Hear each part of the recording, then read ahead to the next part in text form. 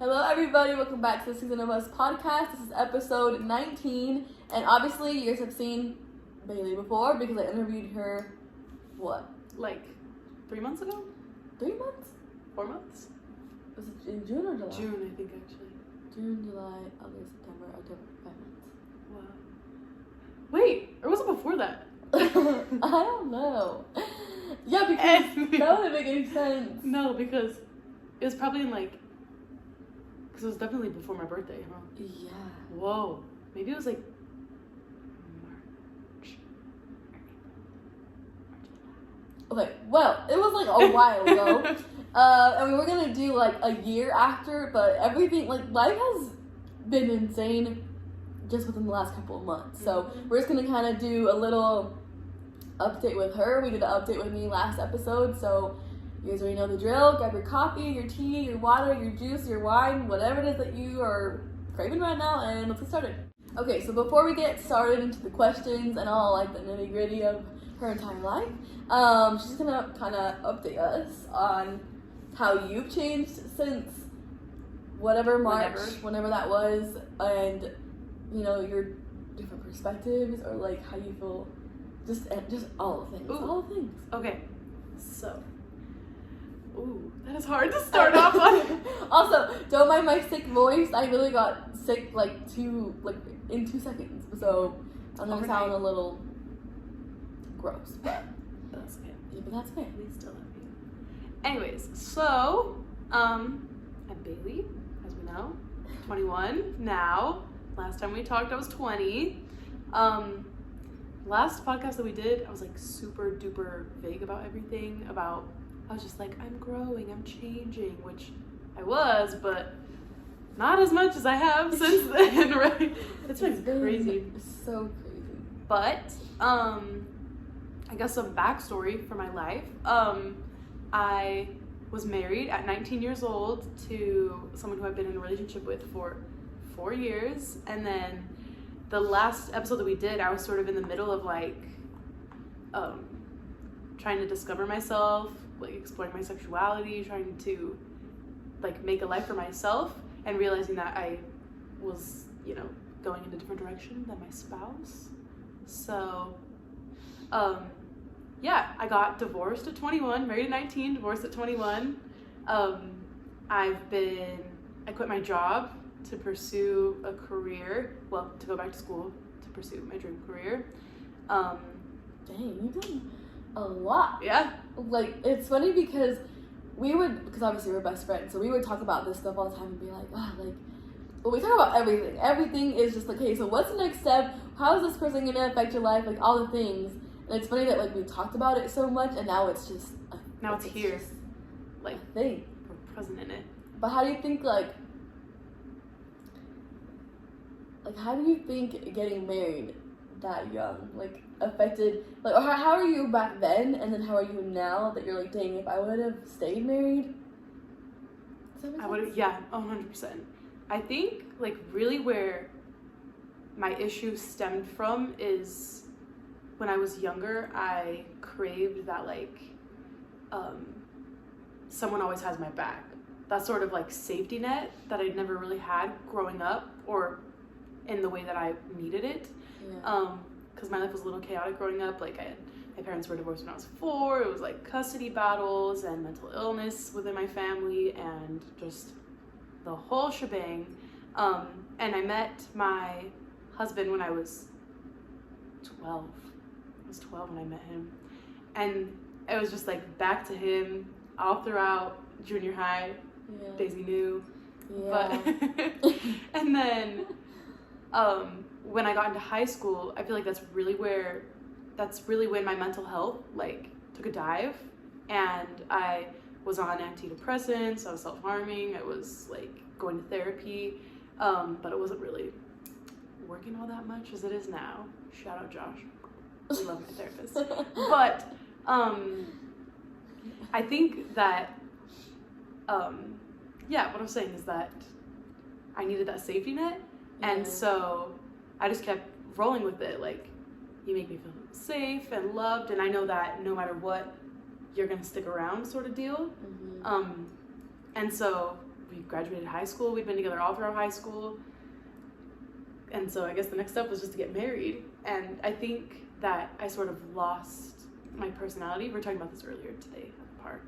Sort of maybe didn't ever get the chance to develop my own personality outside of like being the daughter who like would always try to appease my parents, and then it just went to trying to appease my spouse, trying to appease his family, trying to appease everyone around me. Really, I just had a really big people pleasing issue that I'm honestly still working on. But you're doing like so much better though, because I remember, so we've been best friends for like 11 years. Yeah, over 11 years. And I remember I knew like the Bailey I knew before I moved to California, which we were like 15 years old, so we like hadn't evolved in the slightest. We didn't know anything about self-love, anything about putting ourselves first and all that good healthy stuff. relationships. And I remember when I first moved back, I like saw her with this person, and I would always just be like, like something's just not making sense. Like obviously relationships, people are really good at portraying a very healthy and good and like perfect relationship, but I'm very observant, and I feel like I was just always like like something's just off. But I feel like what drew you to want to live that life so soon? Because I remember when I would talk to you, you'd be like, "Yeah, I never really wanted to get married." Yeah. And then you did. I always said growing up, like always, I don't know, for whatever reason in my brain, I always said I won't get married before I'm 25 because I don't want kids. I wanted to be, I used to always say I wanted to be like the working wife and have a stay-at-home partner, which kind of, yeah, but, well, it didn't, but, yeah, that would have worked out in that situation. I don't know, maybe I do not feel that way now, but when I was growing up, I just always was like, oh, I know that I should have kids because I'm a woman and that's just the society that we live in. So if I have kids, I need a stay-at-home partner because I would hate to be a stay-at-home mom. Yeah.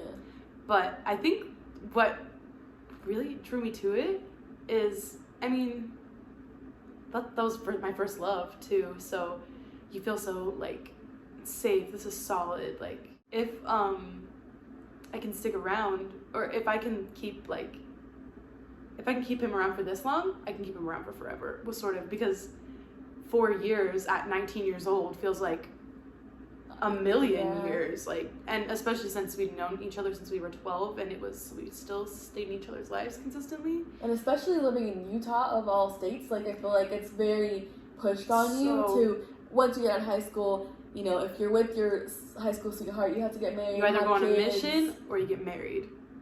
And it's a lot of pressure, I feel like, because. But even me, I was like shocked that you were getting married, because I was like, she would always say like, I don't want to get married. Like you were so excited for like, you know, the time that we would be out of high school. But I feel like it was like a weird transition, because at that point I wasn't that close to you. Yeah. So like I wouldn't really put my input on certain. You things felt too like, I feel like as Daisy moved back from California in 2020, and like. She had a whole life over there that I wasn't aware of, and so and I had a whole life over here that you were really unaware of. Like I was just total like copy of him. That person, right? yeah. But I think that what really drew me to it, was just like the safety, security net, and it was a lot of pressure. Really looking back, like. My family would always make jokes about it. His family would always make jokes about it. And everyone just would be like, oh, when in 20 years, or like they just assumed that we'd be together for forever. And so we were like, all right, you know. I'd really like to know his perspective on that though. Like what drew him to that, to wanting to get married so young, because I'd always said that I didn't want to. Yeah. But when it came to it, I was like, you know, we ball. Oh, did we ball? Oh my god. I think that like, I don't know, it's even weird just to think about the fact that you went through all that, and like now it's like different, and just like you were a year ago is so completely different. And we were just talking about this at the park, because we tend to have just like random like, let's talk about, let's talk about how we're feeling about certain things, and we were like, imagine us a year ago, like, sitting down and having this conversation, and it would just be like, it would be so different. And I feel like for the longest time, it was hard for me to understand Bailey's, like, where she was in her life, because at that point I had already, like, ended a really long relationship. I was like, my full focus was myself, my self-love, just figuring out what I needed before I would end up with somebody else, because the biggest key in life is really to love yourself, because then how would you expect to be with somebody who loves you fully and loves you the way that you need to be loved if you can't even provide that for yourself? And so when Bailey was in that dance of like, oh, like, what do I do? Like, I don't know, like if I should leave, if I should stay or whatever, I would have to like really bite my tongue, because I was like, oh, like, why doesn't she understand it?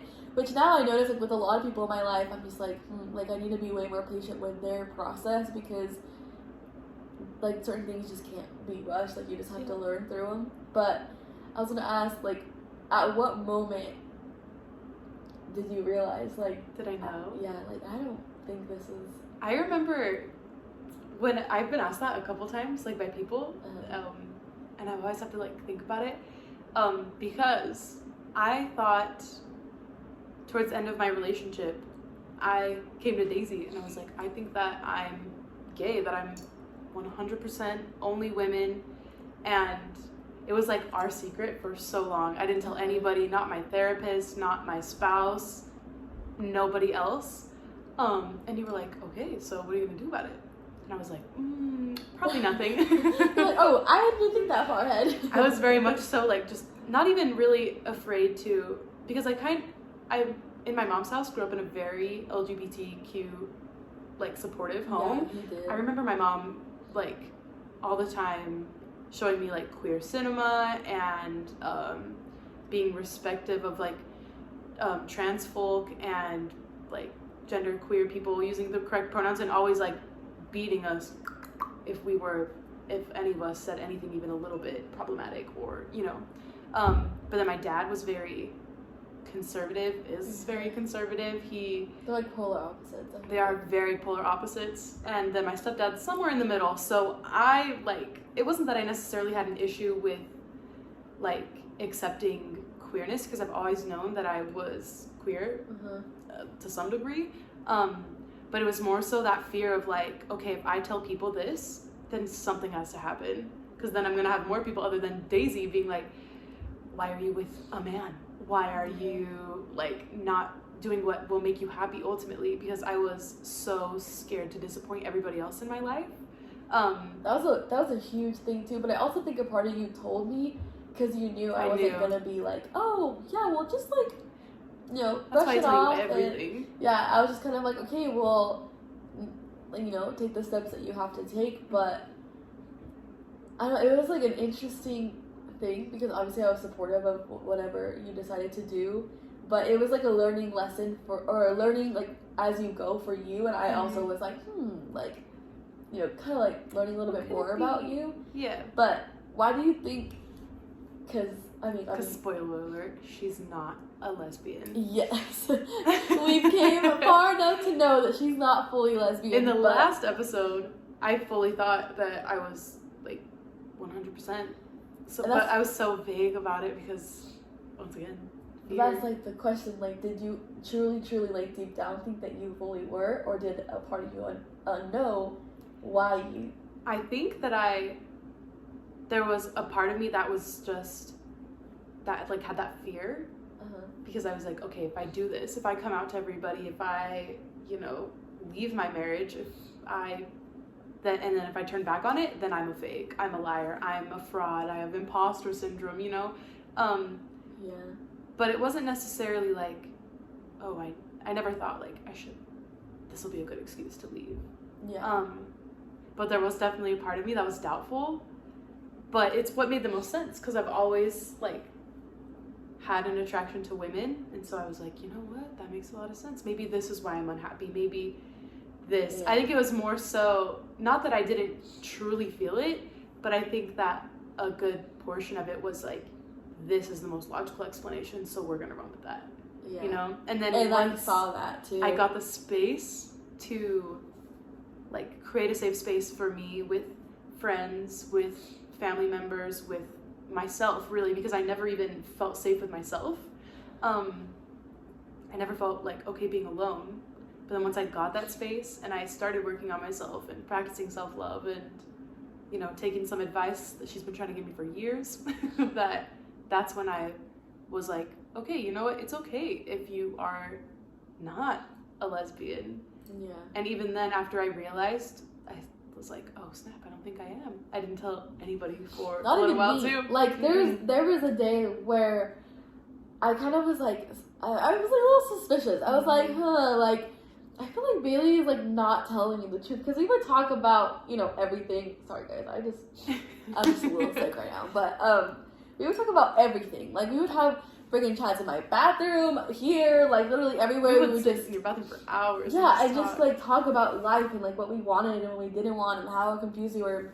And I'd always tell her like, Bailey, how do you expect me to help you if you don't tell me everything? Not that like she was required or obligated to, but I just felt like there's something that she wasn't saying. I was just holding it back and it was so obvious. And when I found out that she was definitely like in that dance of like, she has this attraction towards men as well.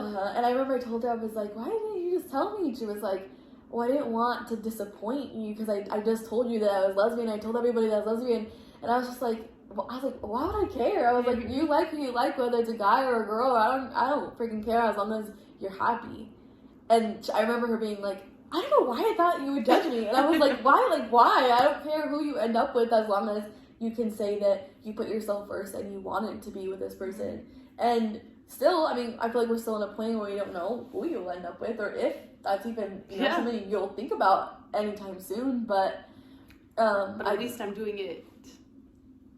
I'm going about the process of seeing people with the intention of like keeping me happy and healthy instead of like, I need to make them happy. I need to, you know, try and appease to them. And she has a very like take care of personality because her whole life she's a little she's motherly. always had to take care of everyone really, but I think that now that you're alone, well, I mean, somewhat, for the most part, we're working on it. You're starting to understand that like you being alone, like you need to value that more because once you have like that I am okay in my own space, like you love spending time with yourself, like you like love the feeling of like, oh, I get to like come home and just be me. I hate people sleeping in my bed now.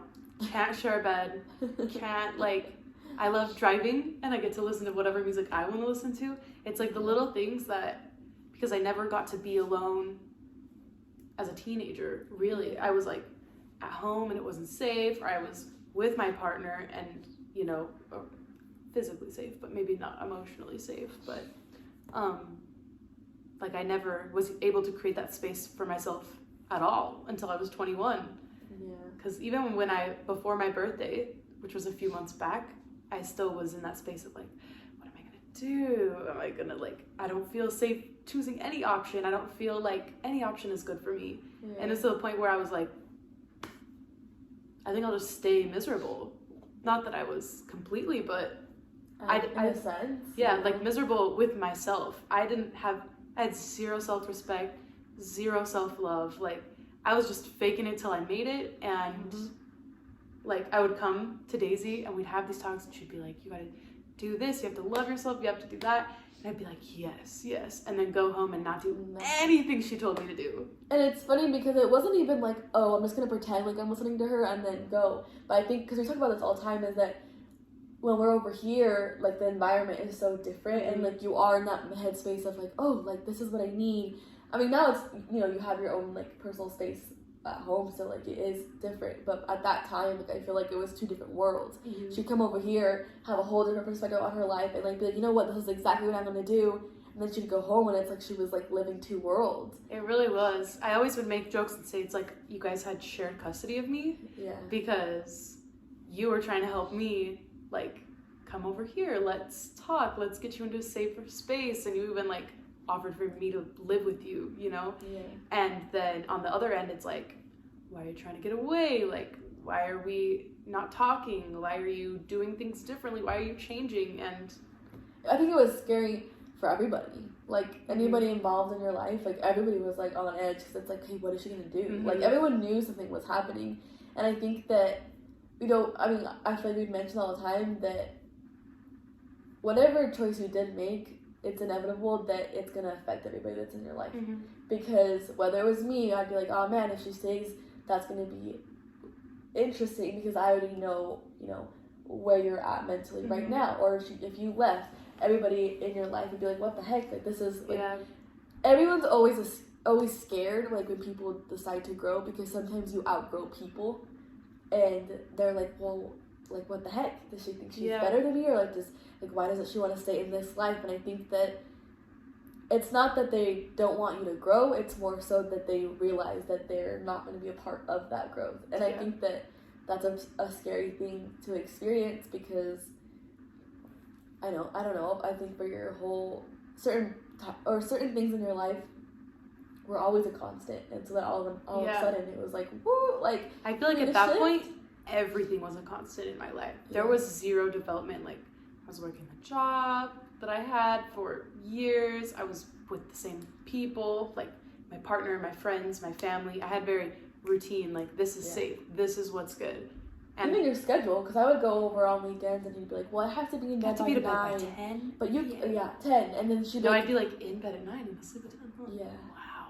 And then she would, like, be like, okay, well, like, I'm going to go to bed. And I'm like, not that it was, like, obviously you could do whatever you want, but I would always be so observant and be like, you have such a structured, like, you don't do anything spontaneous. Yeah, nothing. And me and her, in that sense, are polar opposites, because I'm like, oh, I feel uncomfortable, I'm gonna pack all my stuff and I'm gonna leave.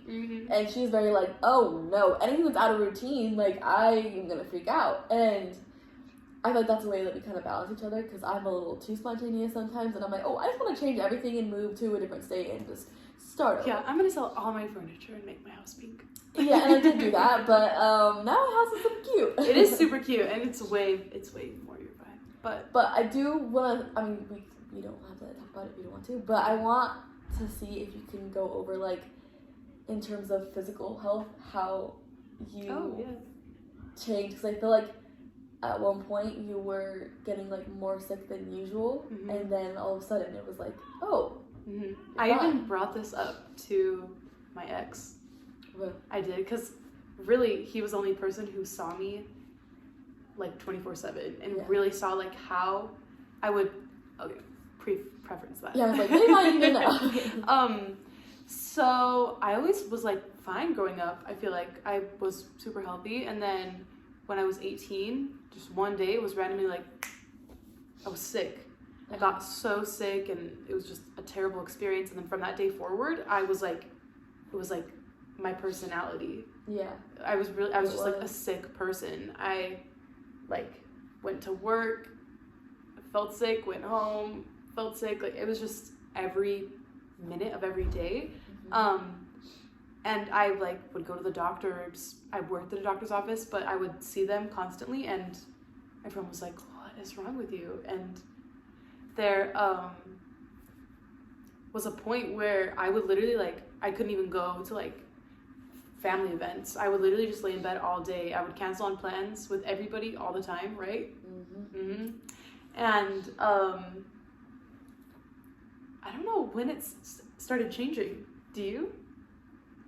Well, I just remember, because, like, I would, for the first little bit when I moved back, I'd always hang out over there. We'd always go over there. And I'd always be like, what? Because you'd be like, oh, I just get sick all the time. And I'd always be like, oh, that's, like, interesting, because I never knew that. Because I've known her since she was 10. And I was like, I've never seen that. Yeah. And I was just always like, oh, that's, like, so strange. And at that point, I was very, like, into mental health and really into, like, like, it's very, like, where you live and your environment affects you so much. And so I'd always be like, this is, like, interesting. But when I started to, like, question it was when she'd come over here, she would be sick. And I would be fine. Like, you could never be sick. Like, you would never be like, oh, like, I just feel like I'm going to throw up. Like, nothing. Like, and I was always like, I wouldn't say anything, but I'd be like, it's just interesting. I remember, like, realizing it slightly, but I felt like if I admitted that I felt fine, that things would get worse. I was just so anxious about, like, I had, like, medical anxiety. I was so anxious about my health constantly, like every little feeling in my body, I would be like, what is that? I'm sick, like I'm sick. Yeah. And I remember the first thing that I noticed was that, because I used to wear compression socks to sleep every night, because I would have like restless legs, and then I would come over here and spend the weekends, and I would just stop wearing them over time. Because at first I was like, that's embarrassing, like, but then I was like, wait a minute, how come I can wear them and I'm fine? But that is I think I started to come here more and build a safer space, but then I would go home and be like, man, I just feel sick again, like I just feel so terrible. I don't think it was necessarily like this home over that home. It wasn't that. It was more so, I think here you had more of a space to think, and like you weren't like so stressed to like I wasn't come so up with something. inward. So yeah, like you were able to like be like, you know what, Daisy, like this is what's going on, and this is how I feel, and I'd be like, okay, like, well, what are we gonna do about it? Yeah. But then you'd go back home, and it's like you had to like keep it all inside, and I feel like that's because when you bottle up all your emotions, all your feelings, you're gonna feel sick, whether that's like actually like sick or it's like, you know, anxious all the time, and yeah, just mentally or physically. And I think that I just remember being like, I would always ask you, like, wait, so, like, what is it that you're... Yeah, what do you have? What is that sickness that you have? And there's only one time that you came over that you got sick, and it was because you had to go home that day. And you're like, I was so anxious, because... No, like, whatever was going on at home, like, you're like, oh, I have to go home because this is happening. And then you started to get sick, and I was like... You're like, are you good? Yeah. And I was never like, oh, she's faking it. Like, never. I never thought that. But I just would notice. I'd be like, how is it? I remember, like, the first time you brought it up to me, I was like, no. Because I was so, like, if anybody talked about me being sick, I was like, I'm sick. Yeah. Like, I was, like, borderline hypochondriac. Yeah. Maybe not borderline. Maybe I was fully there.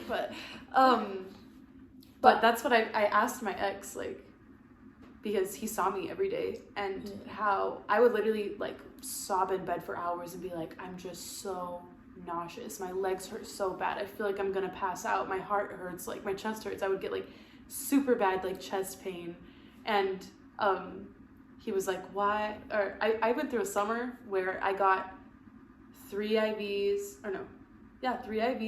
a week for 2 months, and it was like 3-hour-long IVs, and I would just, my like veins were totally gone, and I still was feeling sick, and it was making me more sick, if anything, because I would go home and I literally couldn't do anything that entire day. Like, I would just have to lay in the tub, and sorry, go ahead. But he was like, you know what, I've thought about it a lot, because spoiler alert, since I don't know when exactly it went from like, because I mean sometimes everybody gets sick, right? Yeah. But at some point it just really? switched to like, my body felt safe. I think I felt safe, and so my body was like, okay. Which is funny that you meant like that you explained it that way, because you never really explained it to me like that. Because when I was in that boat, like when I was gonna leave my relationship, I remember I got so anxious, and I was like, I can't breathe. I literally cannot breathe. Yeah, that's another thing for me too. Because our bodies were literally telling us this person or this situation or this environment is not for you. So if mentally you're not going to listen, I'm going to show you physically. Yeah. And I think I talk about all the time, our bodies and our intuition are like the strongest things ever. And your body keeps count. That's so true. When your body feels uncomfortable and knows that you're not in a safe space, it'll do whatever it can to get you out of it. And some people don't listen. Some people will just be like, oh, if I'm just sick, and then spend the rest of their lives being sick. Yeah. But I think not that like no one's sickness is real. But I think a lot of them are mental, and I think that it's just a matter of who you surround yourself with, your environment that you're in, and where you are mentally. Like, do you see yourself and think, you know what, I'm actually pretty confident in myself. I can go throughout the day alone and be able to set my own space and be safe. So I feel like if you're not safe with yourself, nobody around you is going to make you safe. Mm-hmm. And same thing about love, and in any case, for anything. True. And it's even been like shown clinically in studies that your body holds on to trauma and stores it in the body. Mm-hmm. And that comes out with people who have chronic illnesses, tend to have had a traumatic childhood, a traumatic event in their life, or like CPTSD, having chronic issues, and it was just, I think at one point, I remember being like, oh, I think a lot of that was if not all of it, was my mental health. I was so anxious all the time. Like, I think back and I'm like, wow, it's been crazy, like, that journey for me. Because I started to go to therapy every week, and I started to go do things that filled my cup instead of drained it, you know? Like, spending time up in Salt Lake, like, where I like to be. I'm like, sorry, just where we live. Spending time away from, like, my hometown, coming up and spending time with you and your family and your friends and people that, like, loved and supported me. Even, like, your mom was really, like, one of the... Why am I gonna cry? I was like, what? Your mom was really, like, one of the people who... Oh my god! My mom would watch this and be like, what the heck? I know. Who was so, like... Every time I would talk to her, she'd just be like, I'm so proud of you. And she didn't even, like, know me like that. I mean, she does, but, you know, she didn't need to be that person. Oh my gosh, I'm so emotional. And, like, even your siblings would be like...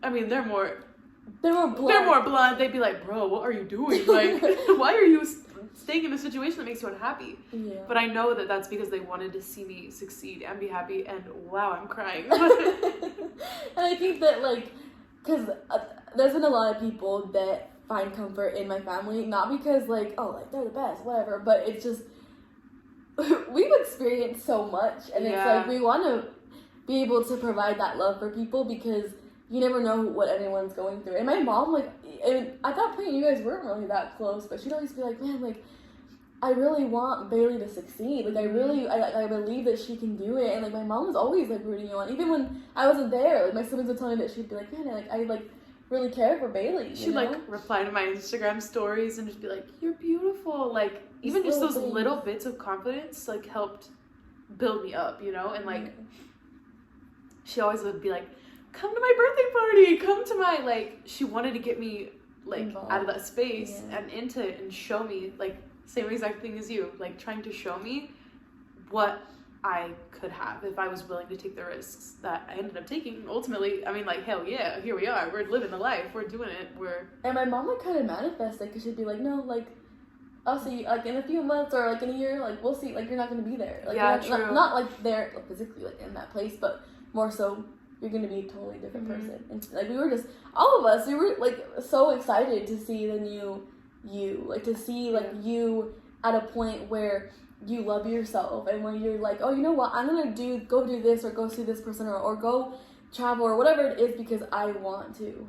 And I think it's funny that you mentioned my mom, because there's a lot of people that will be like, yeah, you're on, like, believe it or not, like, your mom is the one that taught me how to love myself. Your mom is the one that believed in me enough to the point where this is the way that I think now. Like, I think that she started it with all of us. Like, I wouldn't even have started myself. And I think that's how she made kids like you guys, you guys all also are really great at building people up, building each other up, building yourself up. Like, and one thing your mom's gonna do, she's gonna hustle. She's gonna, like, she's gonna push, because she knows how great she is. And I feel like even when you would lose faith in me, because there were times, right, where you were like, she's not gonna do it. And I mean, I fully thought that too. I would be like, oh my god, like, how can I tell Daisy that, like, I can't do this.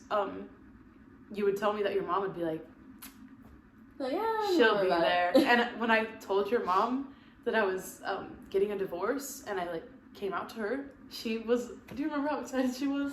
She's like, oh my god. She was like, I'm so happy for you. And, like, I know. I really think that, like, when I think back, the times that are, like, most prevalent in my head is, like, going to her birthday party, going over to her house and having parties, and just feeling, like, the love in that house. It was just, like, something that I didn't have at home, because when I would go home, I was just, like, internally struggling and didn't think that I could speak about how I was truly feeling. Yeah. And so that's so interesting, because you always say, you're like, you know, I miss your mom. Like, yeah. I love you, Cynthia. Shout out, Cynthia. We love her. And you always say it, and I know, like, obviously, like, she always believed that you would choose you, you know? And that's so funny to me. I do always say, I miss your mom. I love your You mom. say it, like, all the time. And you're like, oh, your kiss up. Like, and I'm like, yes. Yeah, I always kind of make fun of her. Because, like, whenever she comes over, my mom is like, well, Bailey's right. And I'm like, okay, first of all, don't be rude. But Second of all, you're right. But I love that, though. I love to hear that, like, our family made you feel like, even if it was just a tiny bit at one point, like, you felt like, okay, these people are believing in me to do that. I started to think, like, these are the people who are going to stick around, and these are the people that I can't disappoint. Because I would, because obviously I had two opposite ends of people being like, what are you doing? Fix your marriage. Yeah. Work harder. Go, like, stay in the career path that you're doing now. Don't change your mind. Like, just stay here, stay here, stay here.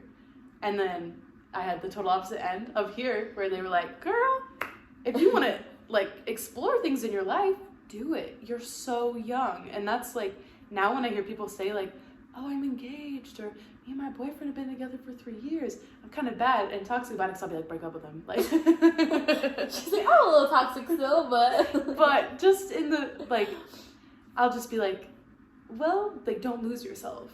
Yeah. Because I was so ashamed to tell anybody that I was a divorcee at 21. And, like, sometimes I'll still, like, people from high school be like, hey, girl, what's new? And I used to just be like, nothing. And I'll be like, oh, got a divorce, got a new job, going back to school. Living my best life. Living my best life. And even though it may not be a glamorous one, I'm the happiest I've ever been in my life. Like, by far. By a landslide. Oh, I'm crying. I know. That's okay. It's an emotional bit, but even from this interview and the last interview, like, you're way more, like, vulnerable to be able to talk about it. Because yeah. Last time, like, you're like, yeah, I'm working on myself. Like, I'm just trying my hardest, you know.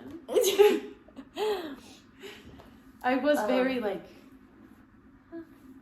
anyways. And I think I'm, like, in all aspects of my life, because I think about even just, like, me changing my jobs, how I acted at that job versus how I act now. Because I walk around and I'm, like, just confident in what I'm doing. Your walk alone. I remember you being like, so many people this week have told me that I just look so confident. And it's literally just your stance. Like, you walk around like, oh, yeah. How I hold myself, yeah. But now you're just like, I just don't care. Like, whether you like me or not, that's up to you. But I'm going to do me, you know? And I was, like, so scared to explore, like, anything where I had... where I had anything other than, like, 100% control. Yeah. Like, I can't get inebriated. When I turn 21, I'm not going to drink because I can't be out of control of a situation ever. And, like, I would only like to... I always had to drive because I had to make sure that we weren't going to die. And just, like, little things like that. That now, I'm like, no, let's go skydiving. We were talking about that earlier. Which, like, that little comment, like, oh, because if not, we're going to die. That's not even, like, you know, a joke. Like, it's an actual, like... It's I feel like fear. When you have trauma and you've been through, like, certain things, like, you have to do certain things a certain way because, like, your mind convinces you that if you do it any other way, like, I feel like that's what we have in common is we love control. Like, we want the situation to go exactly how we want it because if it doesn't, then we're going to get hurt and we've already experienced that. Which, now that we're, like, into that, I want to ask, like, how do you think that growing up the way that you did and seeing life the way you did and not really practicing self-love growing up, like, how do you think that affected the way that you got into marriage, the person that you chose to get married to, the person that you, or the people that you see now, or, like, you know, all of it? That's a good question. This video might be a little bit long, but this is honestly... it's worth it. Really We're only at 40 minutes. Hopefully you guys are, you know, watching the whole video, but... Hopefully you got a whole bottle of wine to keep you going, a whole pot of coffee.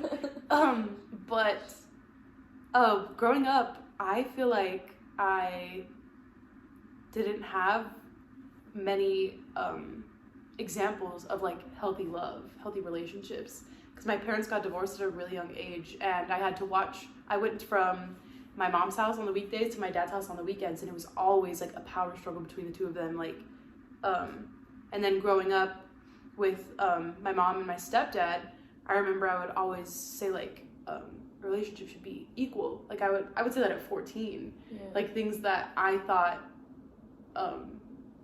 needed to be implemented in their relationship, but I was, you know, still a child and had no clue. But even just, like, little things like that built up over time, like seeing how okay, mom says yes, but dad says no, so dad wins. Just little things like that. Or if mom says I'm grounded, it doesn't really count. But if dad says I'm grounded, I'm grounded. And then I had that power dynamics, like that power struggle at one house, and then that was like between two houses as well, because my dad was very like, you don't even like, you don't get to talk to people. I don't know, you don't get to have a phone. You don't get to, which is fine. You know, some parents are that way, but I think that having someone tell me what to do always and never questioning it is what led me to the relationship that I was in, because it was very much so like, I was like, okay, he can tell me what to do and I'm gonna do it. I know, that's crazy. That's so true. I think that, yeah, because, let me articulate this better.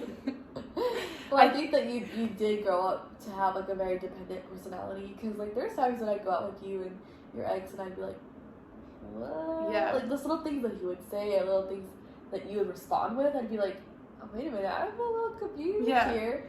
I was super dependent, and I remember the first time someone called me codependent, I was like, ooh, that was a swift kick to the face. That hurt, because I really was, and I think that's still something that I have to work on, because I really struggled with being alone for a while, going through that, being like, there's no one there to watch a movie with me, there's nobody. But back to the question. Well, I mean, it has to do with it. Yeah, but I think that, like seeing the people that I see now, like romantically, versus the people I have seen in the past is like completely different.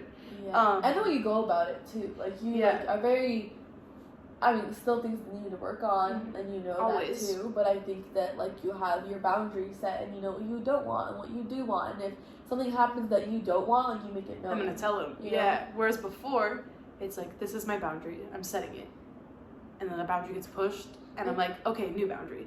Yeah. And then it gets pushed through. Okay, new boundary. And now it's like, break it and get out. Or don't even break it, or don't even try. You're gonna be out. Like, I wouldn't surround myself with people who would, like, you know, take advantage of that, and that goes for like friends as well. Because the people who, I really have like a completely new set of people in my life, except for like, you know, my family and you and your family, but like friends wise, people that I see romantically. I think it's like a new season with just like a complete new characters, new setting. It's everything. Yeah. I remember seeing like a TikTok video like that a year ago probably, and I remember being like, oh wow, I would love that. I would love to be able to, but oh well, it's never gonna happen.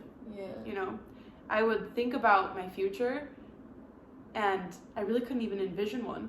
I couldn't imagine living out or moving out of my in-laws' home. Like, even that far ahead, I could not imagine.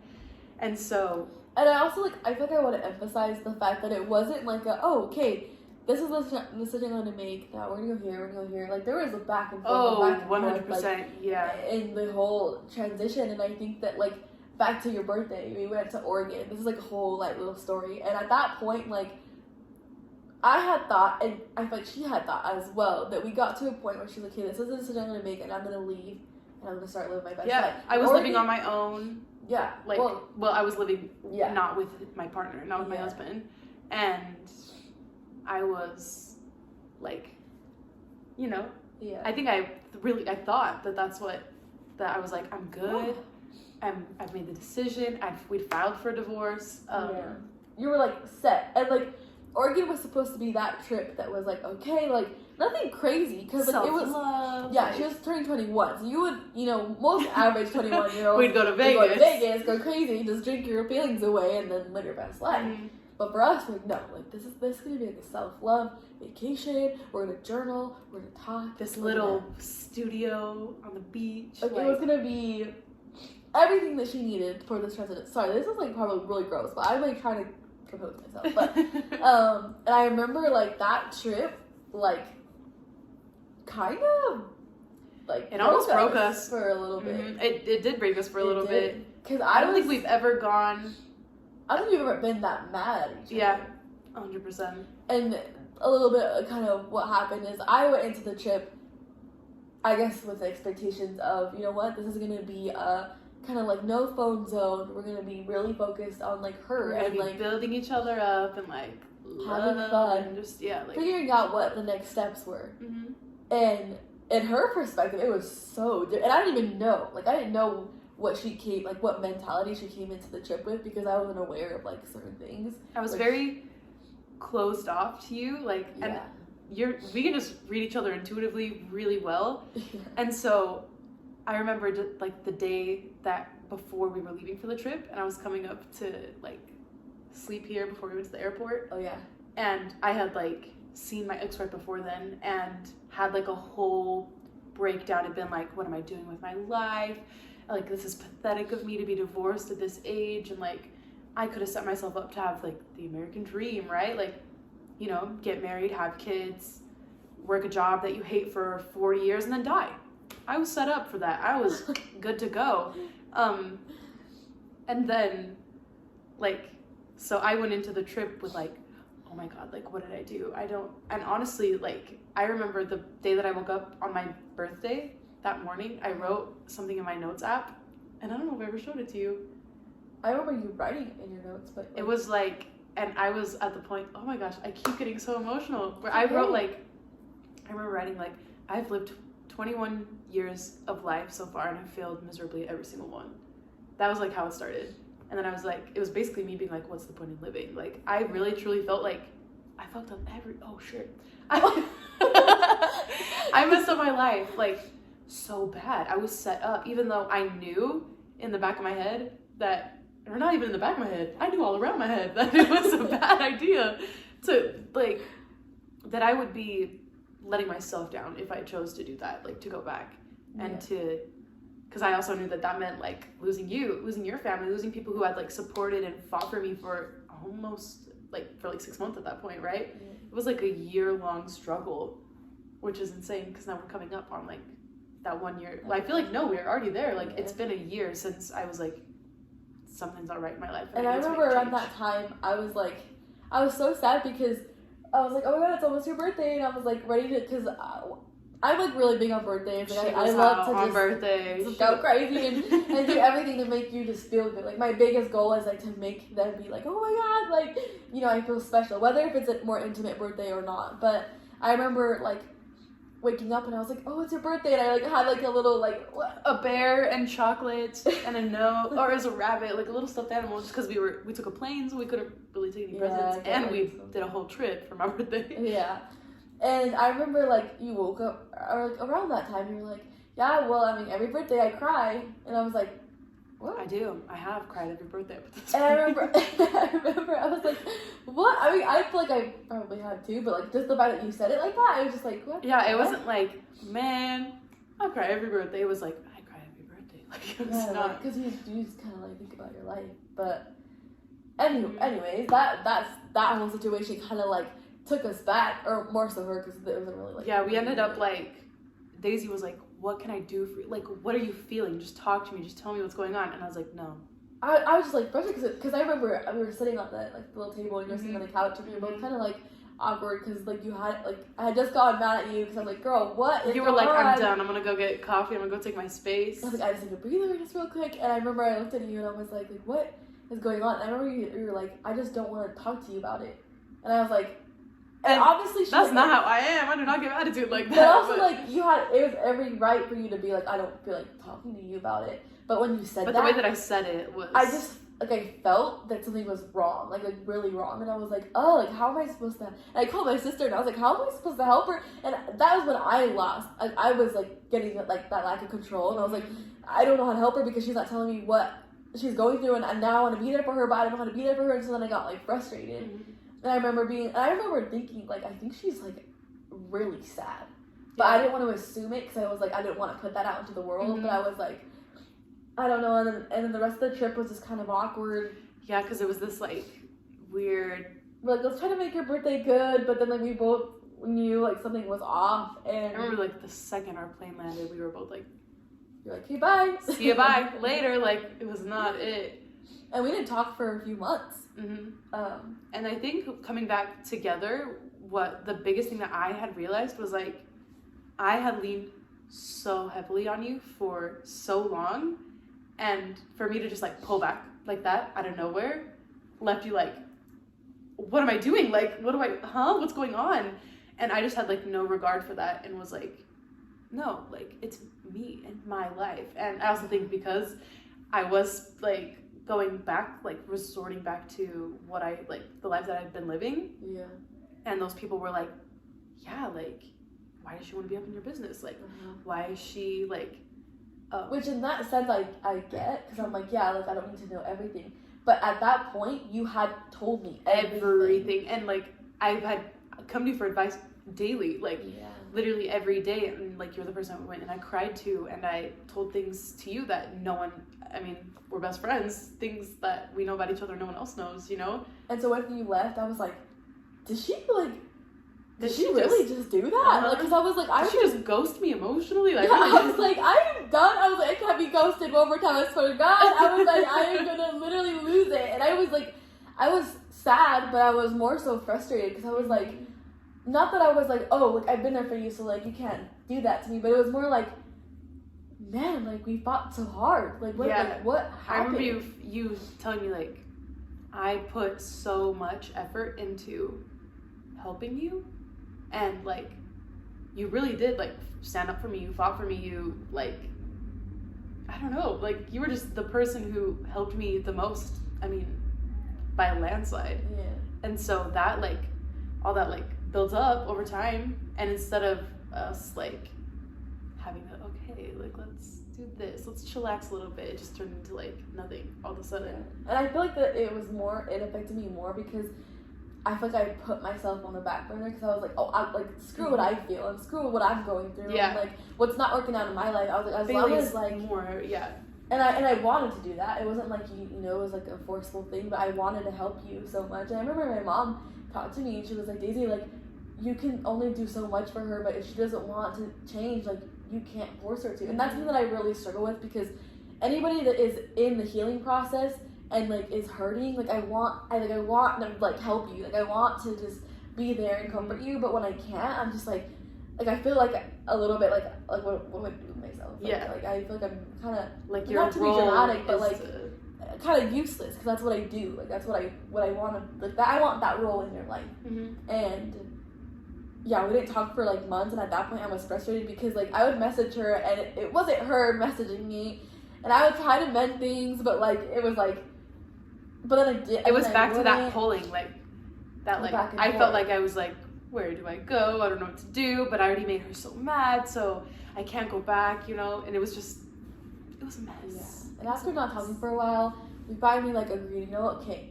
And because I was gonna move and I was gonna leave, and I was like, you know what, I'm gonna see you one more time before I leave.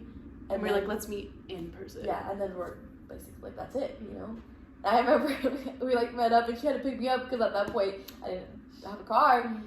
And I remember like getting in the car, and both of us were like we couldn't even look at each other because we knew we were gonna laugh. Yeah, we knew that we were both gonna be like, girl. And I literally did it, and I was like, what are we doing? And I knew that was what was gonna happen, because over the phone you can have so much anger and say so much, but then when you're in person, you're just like, well, and I was like basically living with you on the weekends. I would go to work and do my thing, and then I'd come up here, and I'd like, it was literally like every weekend for months. We spent like holidays together. Like it was like, I mean, and then to go from like that to like nothing, like literally no converse. Like you would not think, even like, oh maybe now and then they would text. No, like literally nothing. No. And everybody would be like, what the heck happened to Bailey? Like why don't you guys talk anymore? And my mom and my dad were like, where's Stacy? And you're like, something's a little bit off here. But 11 years, or 10 years of consistency. Well, even though at times like we were not as close, but we were still like, I mean, my family, your name was always in my life and my conversations and stuff. I remember like not the only reason, but again, like my mom was the one that was like, Daisy, you can't be so petty. And I was like, I'm not being petty. I was like, but if she wants to mend things, like she's got to come to me. And at that point we were both like that, I think. Yeah, it was kind of like we both were like, well, has to come to me, which I feel like is like in most situations when you're mad at somebody and you don't think you're in the wrong, like obviously you want them to come and fix it. my mom was like, are you really willing to lose someone that important to you just because you guys had a disagreement? I remember being like, ugh, why does everyone gotta say Why that? she gotta be right? And then, Shout out Cynthia. and then I reached out to her and I was like, I think we need to talk. And it wasn't like, oh my god, let's catch up. It was like, we need to talk. Yeah, I think that's exactly what he said. We need to talk, period. And I was like, God damn it, I'm caught. Like, You're like, I'm she scared. knows. She knows. And I knew that, I think that was like also why I was able to put up like a forefront of like, screw you, like whatever. Yeah. No, I'll be a bitch back because, Yeah. I keep sorry. I know. But hopefully I'll be don't a get... back because because that's how I knew to keep you distant, because I knew that if you got close enough, they're gonna see right through me. Yeah. Because I could have been like, no, I'm not going back to my old ways. And you'd be like, girl, don't lie to me. Or if I was like, yeah, I am, and I'm happy, you'd be like, girl, you're not happy. I'd be like, who are you talking to right now? But then fast forward to now. Here we are. We're doing great. We're living our best life. We literally just do what we want. We do. It's so, and not in the reckless way. In a very, we have our super good, like, I mean, we go out on the weekends. We go out, and then today we spend all day at we the do park. this. Yeah, we spend all day at the park. We like. We have a nice balance. Yeah, we of, really like, do. we will still have fun and go crazy. Don't get me wrong. But then Yeah, we're very aware that, like, we can't have fun and live that crazy life without a balance of self-love and self-care, because it's like, okay, yes, I want to have fun and be excited, whatever, but I also need to, like, be good mentally, because otherwise, if I just keep partying and doing all the things, the superficial things, at the end of the day, I'm going to come home and be like, whoa, like, Yep. I don't even know what I don't even know who I am. And I think Yeah. that we know our potential now. Or Yeah. I know you've known your potential for a while, but I mean, it's always going to be a work in progress, but for me, like, I totally, like, I think in high school I really lost, like, my whole viewpoint of my future. Yeah. And now, like, maybe I don't know exactly where I want to be in the future, like, or exactly, like, when people say, tell me where you want to be in 10 years, I'm always like, I don't know. But what's funny though is that now you find comfort in the unknown. I was thinking that the other day. I was like, now instead of like, oh, like what could happen? I can't go on trips because I've never been to that place before. I can't, like, you know. And now I'm like, ooh, I would love to go. Let's go do a semester abroad. Let's go down to, like, we went on just like when we went on that day trip to the hot springs. I think that was the first time that I really felt like, wow, I can do what I want with my life. And here we are doing whatever we want with our life. It's been a journey, guys. And not to say that, like, it was only you going through it, you know what I mean? Like, yours was more like a life-changing thing. Yeah. But I think that even days where I was like, oh, like, this is what you should do, I was also trying to, like, figure myself out. So I didn't want to put so much pressure on her, because I'm like, Katie, you're not even fully healed, so, like, you can't really be too hypocritical. But I think that, like, now we're both in a time in our life where boundaries are, like, set. Like, there's things that have happened in our life with both of us recently, and we're like, okay, so that's what we're not going to do. And we know, like, what we want and what we don't want. And I think that... And we have better boundaries with ourselves, like, with each other. And I think that if there's, like, people in our lives, we're well aware where we want them in our life. And if they're not going to benefit us or, like, make us feel happier, or there's not a reason to reconnect or, like, be there with that person, like, they won't be in our lives. Nope. And I think that that's so cool, because now we finally see a little bit more similarly in certain things. But anyways, this podcast is an hour long. But before we go, we're gonna end it with, like, one last thing. Anybody that's going through a divorce or going through, like, that mentality of, like, who am I? Like, how do I know what to choose? Like, what would you say is your best advice, and, like, what helped you through that transition? And, like, just kind of, like, give an end cap. Just finish it off strong, bro. I always thought it was the most hypocritical, or not hypocritical, but the most like, cliche thing when people said, you have to love yourself before anybody else can fully love you. I hated when people said that to me, because I knew deep down I didn't love myself. Yeah. And it's always a work in progress to love yourself, but don't be scared to start that, because just date yourself a little bit. Go, like, I spend so much time alone now. I'll go longboarding, I'll go read, I will go, like, even just driving around in my car listening to music, cry it out, like, just make sure that you are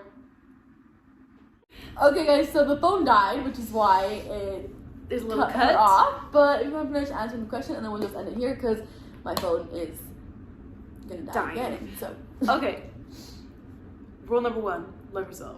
That would be my number 1 piece of advice. Number 2, you are not alone. So many people get divorced. There's no shame in putting yourself first. That is something that, like, I heard a lot, but never really took to heart. And then once I did, there's no shame in that. Yeah. Yes, you're gonna let people down in your life. Yes, you're gonna be hurt because, like, change hurts. Change is painful. That's what it is. But the outcome is worth it.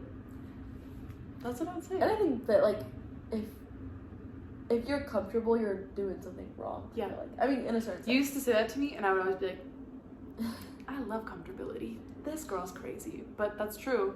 Like, if you're not challenging yourself in life, You're not growing. there's nothing wrong in being married. No. Go for it. Be married. Live your best Love life. it. But if you are scared to take the step to put yourself first, let this be a sign, I guess. Yeah. Do it. Love yourself. Treat yourself. Date yourself. Care for Be yourself. excited about life. Like, Yeah.